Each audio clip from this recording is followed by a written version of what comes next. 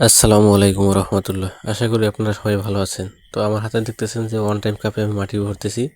এই one time কাপগুলোতে কিন্তু আগে মাটি ভরা ছিল আমাদের, বাট এখানে কোনো চারার আটি বা বীজ লাগাই নাই, যার কারণে সেটা বৃষ্টিতে ভিজে শক্ত হয়ে গেছে। যার কারণে সেগুলো আবার গুঁড়ো করতেছি, যেহেতু নতুন করে আবার এখানে বীজ লাগানো হবে সেই কারণে। এটার ভিতর সার দেওয়া আছে, কালা সার এবং সাদা সার দেওয়া আছে, কিন্তু যখন মাটিটা শক্ত হয়েছে সে মাটিটাকে একটু চাপ দিয়ে গুঁড়ো করতেছি। দেখেন এই যে হাত হাত দিয়ে চাপ দিয়ে গুঁড়ো করতেছি। গুঁড়ো করার পরে যতটুকু ফাঁকা আছে সেখানে আবার কিন্তু নতুন করে মাটি দিতেছি। আর দেখেন ভিডিও করতে করতে আপনার সামনে মুরগি চলে আসলো, মুরগির একটা বাচ্চা।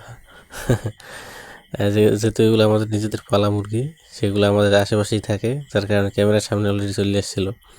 তো এইভাবে দেখেন ওয়ান টাইম কাপগুলো কিন্তু আমি প্রস্তুত করতেছি। এখানে বীজ লাগানো হবে এবং সেখান থেকে চারা হবে ইনশাল্লাহ, আশা করা যায়। তো যারা চারা করতে চান বা নার্সারি করতে চান, তারা চাইলে আমার মতো এরকম ওয়ান টাইম কাপে কিন্তু করতে পারেন। এটা কিন্তু একটা নতুন আইডিয়া, ওয়ান টাইম কাপে চারা করার একটা পদ্ধতি। দেখেন আপনাদের সাথে কথা বলতে বলতে আমার কিন্তু 2-3টা চারা মানে ওয়ান টাইম কাপ রেডি হয়ে গেছে।